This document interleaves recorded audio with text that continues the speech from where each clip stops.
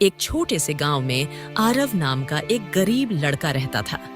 आरव के बचपन में ही उसके पिता का देहांत हो गया था और उसकी माँ सुनैना गांव के घरों में जादू बर्तन का काम करके किसी तरह 2 वक्त की रोटी जुटाती थी। सुनैना में एक खास बात थी कि वो जो कुछ भी पकाती उसमें ऐसा स्वाद होता कि लोग उंगलियां चाटते रह जाते। एक दिन सुनैना अपनी टूटी फूटी रसोई में बैठकर कचौरी बना रही थी, जिसकी महक आस पड़ोस तक फैल गई। माँ, आज तो गजब की खुशबू आ रही है। क्या कमाल की महक है। लगता है कचौड़ियाँ बन रही हैं। ये कह के आरव कचौरियां उठाने लगता है, तभी सुनैना टोकती है। अरे पगले, अभी गरम है, मुंह जल जाएगा। थोड़ी देर ठहर जा, फिर खाने को दूंगी। इतने में दरवाजे पर पड़ोसन शांता आई। अरे ओ सुनैना, आज क्या बना रही है रे? महक तो पूरे मोहल्ले में फैल गई है। मुझे तो कचौड़ी की खुशबू आ रही है ना? हाँ शांता चाची, माँ कचौड़ी बना रही हैं और माँ के हाथों में ऐसा जादू है कि एक बार खाओगी तो भुला ही नहीं पाओगी।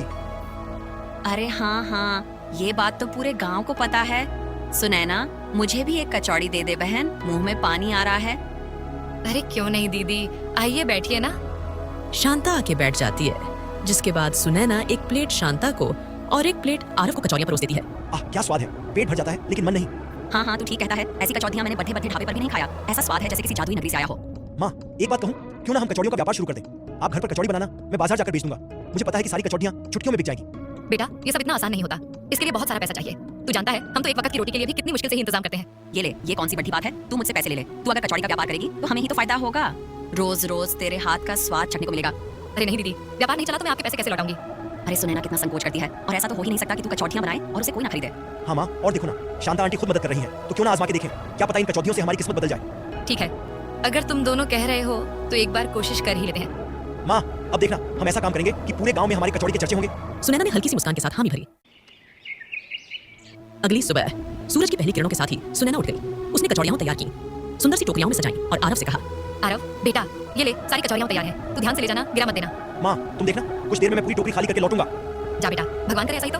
आरव पूरे जोश के साथ गांव की गलियों में घूमने लगा। आओ भाई, गरम गरम कचौड़ियाँ, माँ के हाथ की बनी कचौड़ियाँ, स्वाद में लाजवाब। कबार खाओगे, बार बार आओगे। लेकिन आरव ने देखा कि उसकी कचौड़ियों की तरफ तो कोई ध्यान ही नहीं दे रहा है, बल्कि लोग मोमोज और बर्गर वाले के ठेले की तरफ जा रहे थे। चलो चलो मोमोज खाने चलते हैं, नया चाइनीज ठेला खुला है, चलो वहाँ कुछ अच्छा खाते हैं। ये देख आरव बहुत उदास हुआ। उसने कई घंटों तक अपनी कचौड़ियां बेचने की कोशिश की, गलियों में, चौक पर, यहाँ तक कि स्कूल के बाहर भी, पर हर जगह लोग आधुनिक खाने की ओर भाग रहे थे। धीरे धीरे शाम ढलने लगी। थका हारा, मायूस और सिर झुकाए आरव घर लौट आया। दरवाजे पर चिंता में डूबी सुनैना खड़ी थी। उसने आरव का उतरा हुआ मुंह देखते ही पूछा, क्या हुआ बेटा, कचौरियां नहीं बिकी? आरव ने टोकरी उतारी जिनमें अब भी सारी कचौड़ियां भरी हुई थी। माँ, हमारी कचौड़ियों को किसी ने नहीं खरीदा। अब तो जमाना बदल गया है, सबको बस मोमोज, चाउमीन और बर्गर चाहिए। भला हमारी कचौड़ी कौन खाएगा? कोई बात नहीं बेटा, हार मानना आसान होता है मगर फिर उठना असली बहादुरी वही है। और आज तो पहला दिन है, व्यापार चलने में समय लगता है। आरव की आंखों में आंसू थे, लेकिन माँ की बातें सुनकर उसमें फिर से एक हल्की सी उम्मीद की किरण जग गई। हाँ माँ, तुम ठीक कहती हो, हम कल फिर कोशिश करेंगे। ये सुन सुनैना मुस्कुरा देती है। अगली सुबह उसने फिर से वही कचौड़ियां बनाई, उन्हें टोकरियों में सजाया। इसके बाद आरव उसे लेकर बाजार की ओर चल दिया। लेकिन आज फिर वही हुआ जो कल हुआ था। सुबह से दोपहर हो गई, लेकिन कोई भी कचौड़ियों की तरफ देख भी नहीं रहा था। बस मोमोज, चाउमीन और बर्गर पर टूटे जा रहे थे।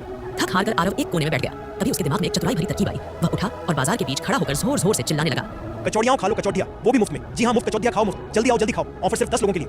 लोगों का ध्यान अचानक उसकी तरफ गया। सब खाना छोड़ आरव की तरफ देखने लगे। अरे भाई चलो देख के आते हैं। धीरे धीरे बहुत सारे लोग जुट गए। जैसे ही उन्होंने कचौड़ी का पहला टुकड़ा मुंह में रखा, हैरानी से उनकी आंखें चौड़ी हो गईं। अरे ये तो कमाल का स्वाद है, मैंने ऐसी कचौड़ी पहले कभी नहीं खाई। भाई ये कचौड़ी तो बर्गर और मोमोज से 1000 गुना स्वादिष्ट है। लोगों की तारीफें सुनकर भीड़ और बढ़ने लगी। धीरे धीरे जो लोग चाइनीज और बर्गर की दुकानों की तरफ जा रहे थे, वे सब लौटकर आरव की ओर आने लगे। अरे भाई हमें भी दो। आधे घंटे में ही सारी कचौड़ियां बिक गईं। पैसे को मुट्ठी में कसकर आरव ने गिनती की। इतने सारे पैसे, वो भी हमारी कमाई के। ये देख के आरव बहुत खुश था। शाम को वो दौड़ते हुए घर पहुंचा। सुनैना आंगन में बैठी थी।